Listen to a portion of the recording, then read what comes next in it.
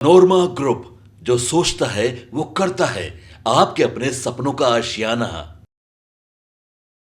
4 सीटों के उपचुनाव के बाद लगातार यह चर्चा अब आम हो गई है कि आखिर इस चुनाव में क्या कुछ होने वाला है।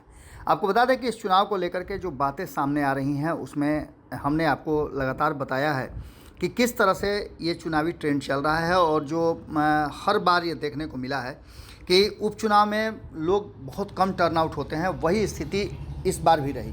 लेकिन इस बार के चुनाव में एक विशेष बात ये रही कि तुरंत अभी लोकसभा का चुनाव हुआ है और उसके बाद ये विधानसभा के उपचुनाव और इसके 1 साल के बाद होने वाले मुख्य चुनाव को लेकर के लोगों का ध्यान इस तरफ है और पार्टियां भी अपने अपने हिसाब से उसकी तैयारियां शुरू कर चुकी हैं।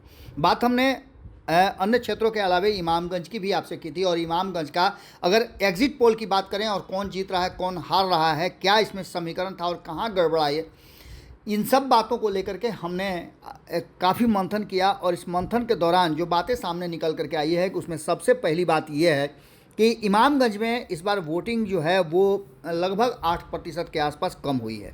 इमामगंज विधानसभा सीट पर इस बार 51.01% वोटिंग हुई है, जबकि 2020 की बात करें तो 58% से ज़्यादा यानी 59% के आसपास यहाँ वोट पड़े थे।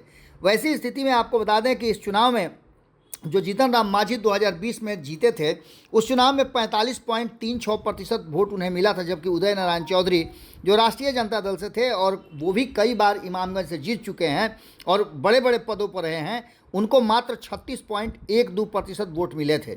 जीतन राम मांझी ने 2015 में भी इस सीट से जीत हासिल की थी। जीतन राम मांझी का दूसरी बार इमामगंज सीट पर जीत दर्ज हुआ था। उपचुनाव में जीतन राम मांझी ने अपनी बहू दीपा मांझी को उतारा है, जो बिहार सरकार में मंत्री संतोष सुमन और जीतन राम मांझी के पुत्र की पत्नी है, यानी पुत्रवधू हैं उनकी, और उन्हें मैदान में उतारा है। इसको लेकर के कई तरह की बातें भी कही जा रही थी। तो वहीं आपको बता दें कि राष्ट्रीय जनता दल ने भी इस सीट पर अपने उम्मीदवार को उतारा है। वो उम्मीदवार भी मांझी समाज से ही आता है, रोशन मांझी को उतारा है। सबसे बड़ा ट्विस्ट यहाँ जनसुराज ने किया था और उसके बाद AIMIM ने भी इस कहानी में एक नया मोड़ ला दिया। आपको बता दें कि इमामगंज की लड़ाई जो है वो काफ़ी दिलचस्प मोड़ पे आ गई है और इस दिलचस्प मोड़ में मांझी वर्सेस मांझी की इस जंग में पासवान का जादू चला या नहीं चला, ये रिजल्ट को कितना प्रभावित करेगा, ये सबसे बड़ा सवाल है। और इस सवाल के जवाब में सीधे जो ध्यान है या फिर तवज्जो जो है वो चिराग पासवान की तरफ चला जाता है। चिराग पासवान इस सीट पर चुनाव प्रचार के लिए नहीं आए थे, जबकि कहा यह जा रहा था कि चिराग पासवान इस सीट पर चुनाव प्रचार के लिए आएँ। इस बात को जीतन राम मांझी ने कई बार रिपीट भी किया था और उनसे व्यक्तिगत रूप से बात भी की थी। हालांकि हम इस बात की पुष्टि नहीं करते हैं, लेकिन इन सब बातों के साथ साथ आपको बता दें कि यहाँ का जो चुनावी रण है उसमें प्रशांत किशोर ने पहले ही एक बड़ा ट्विस्ट ला दिया था और जितेंद्र पासवान को उतार करके, जो कि कहा जाता है यहाँ काफ़ी पॉपुलर हैं, उनको उतार करके अपनी मंशा जो है एकदम स्पष्ट कर दी थी कि यहाँ वो लड़ाई को त्रिकोणीय बनाना चाहते हैं। लेकिन AIMIM ने कंचन पासवान को उतार करके यहाँ की लड़ाई को और दिलचस्प बना दिया था। बात अगर हम करें तो हिंदुस्तानी आवाम पार्टी की दीपा मांझी लगातार सुर्खियों में रही हैं और उनके बारे में कहा जाता है कि दीपा मांझी अक्सर सामाजिक कार्यों में अपने लंबे काल से छात्र जीवन से ही लगी हुई हैं और वो इस क्षेत्र में काम करती रही हैं। तो वहीं आपको बता दें कि रोशन कुमार को लेकर के भी राष्ट्रीय जनता दल काफ़ी आशान्वित है। यहाँ का सीधा सा जंग है कि मांझी बनाम मांझी की लड़ाई में पासवान फैक्टर कितना काम करता है, क्योंकि सबसे अधिक संख्या में यहाँ मांझी हैं, लेकिन मांझी के साथ सामने मांझी ही उम्मीदवार होना दोनों बड़े गठबंधन का इस बात की तरफ इशारा करता है कि निश्चित रूप से अपने अपने हिसाब से वो वोट काटेंगे। लेकिन नीतीश कुमार का फैक्टर, चिराग पासवान का फैक्टर और भारतीय जनता पार्टी का हिंदुत्व वाला वोट, उसके अगेंस्ट में जो महागठबंधन है उसमें MY फैक्टर कितना काम करता है, ये भी बड़ा दिलचस्प होगा।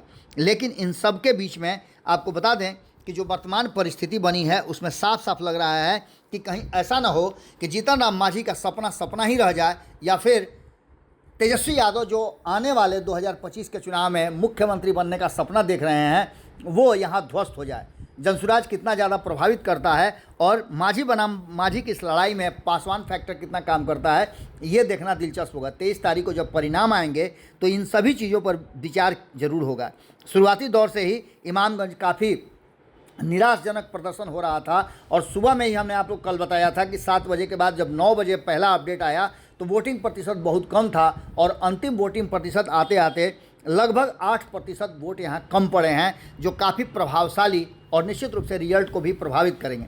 अब देखना होगा कि जीतन राम मांझी और इस लड़ाई में तेजस्वी यादव ने अपने कितने पत्ते खोले हैं और कौन कौन से मोहरे को फिट किया है, वो 23 तारीख के रिजल्ट में पता चलेगा। लेकिन एक बात तो पक्का है कि रिजल्ट लगता है कि यहाँ गड़बड़ा गया है।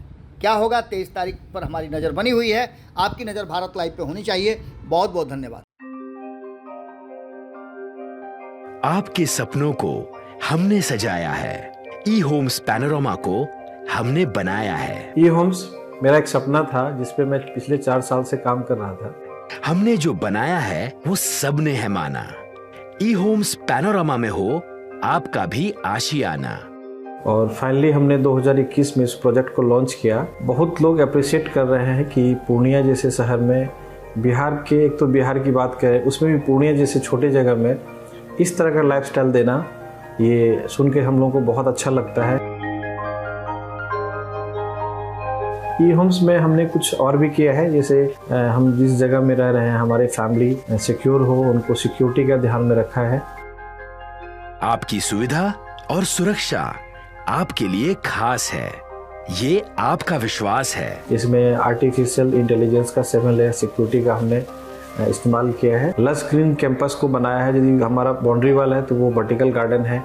ये जितनी भी फैसिलिटी होता है एक इंटरनेशनल टाउनशिप में, ई होम्स है, ये हम लोग विश्वास नहीं कर पा रहे हैं। जो भी हमारे मित्र दोस्त या जो भी हमारे बाहर के बाहर आते हैं तो हम लोगों को बहुत अच्छा सुनने को मिलता है और बहुत अच्छा क्रेडिट मिल रहा है। वो सारा हमने सिर्फ एक बिल्डिंग नहीं बनाया, हमें एक बहुत अच्छा लाइफस्टाइल दिया ई होम्स में, और मेरा एक सपना था जिसको मैं आज फुलफिल होते हुए देख पा रहा हूँ। ये आपका आवास है।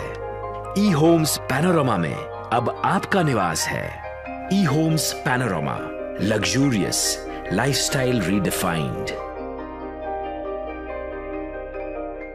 पैनोरमा ग्रुप, जो सोचता है वो करता है। अगर ये वीडियो पसंद आई और वह बिहार के राजनीति और बिहारियत से सरोकार रखेनी तो सब्सक्राइब बटन दबा के चैनल के सब्सक्राइब कर ली। ओजे एगो घंटी बा, ओकरा बटन दबा देला से कुल सटीक और मारक खबर रुआ मुफ्त में मिल जाई। अगर रुआ पत्रकारिता के हमनी के नया प्रयोग में सहयोग कर चाहतानी तो ज्वाइन बटन दबा दी। पेटीएम नंबर नोट कर ली 9386 816 700। धन्यवाद।